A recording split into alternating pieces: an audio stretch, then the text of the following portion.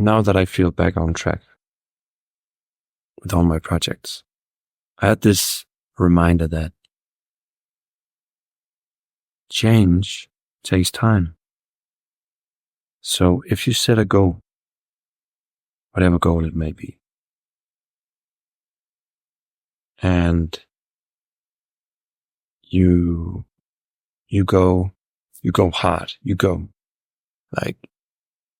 take it very seriously for 3 days, you put in all the effort. And then after 3 days, you feel like, why, this is starting to get boring. I'm not seeing the results. I'm not seeing the benefits. What's going on? Well, simply, you haven't had enough time to see the change, to see the result, because change takes time. But I think we often forget this. I often forget that we need to put in a lot of days, weeks, months, even years to be able to see the results. Because every day we put in the work, we do something that we feel is important to us, then already the next day we will have made it. The change happens every day.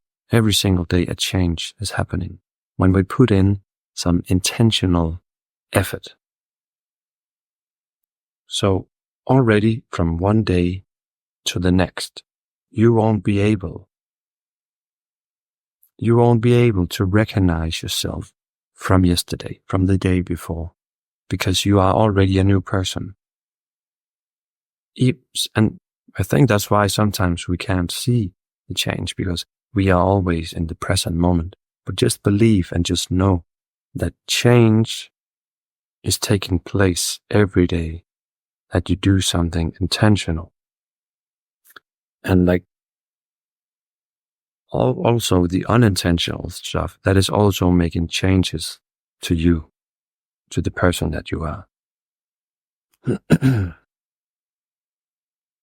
And I think that's why it's good to have some sort of starting point. For example, if you take a picture of yourself, if you want to lose weight, for example, then if you have the starting picture and the picture after 90 days or whatever, then it will be easy to see the results, right? But if you have some sort of goal to feel more joy, to feel more happy, more fulfilled in your life, that's very hard to measure. That's why it's good to talk about it, to write it down, what it is you want to achieve and what it is that you feel right now in this moment before making the changes, right? And then keeping this journal every day will help you keep accountable. And that's actually what I do. I try to track my progress. For me right now, it's diet, it's also lifestyle, it's semen retention, and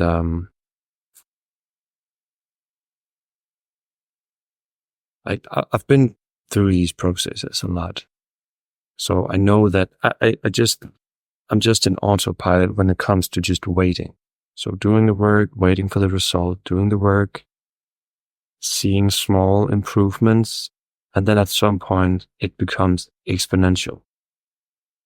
The gains of whatever area you're working on just become exponentially greater and greater and greater. It is the compounding effect that takes a hold. But in the beginning, it's very hard to notice these small benefits. So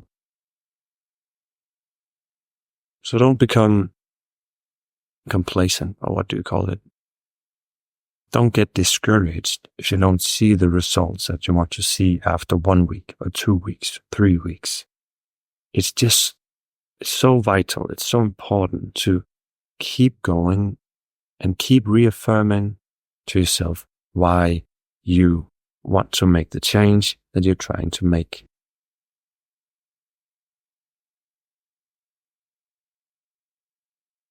There has to be trust in the process. You have to allow yourself to be hopeful.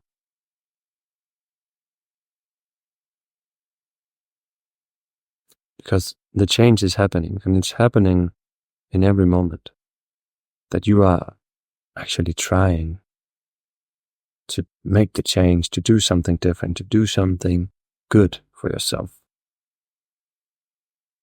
Something that is organically good for you.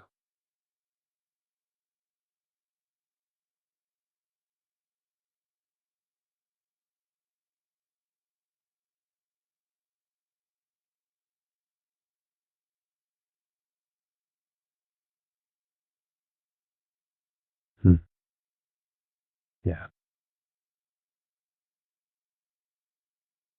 I covered this in one of my videos, but I'm just going to say it again.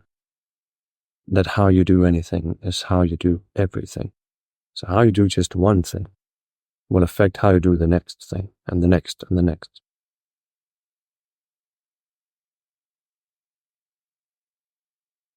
So every time you succeed in doing something that you thought you couldn't do, or something that was very difficult for the day, some sort of task,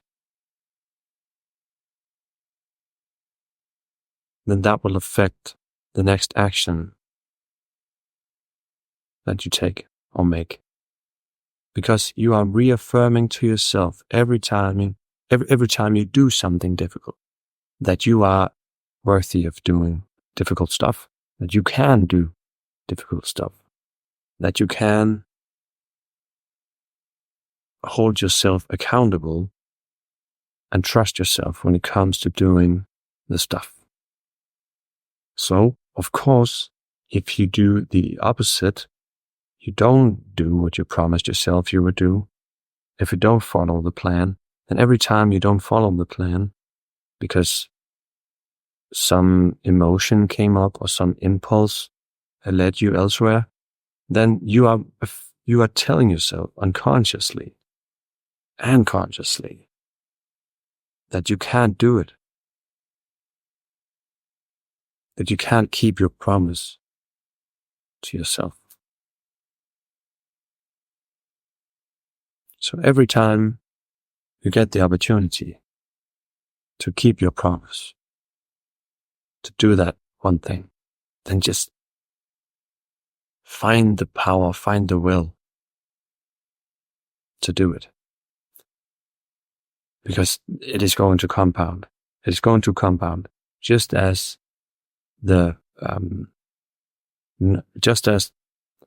failing to do it will compound.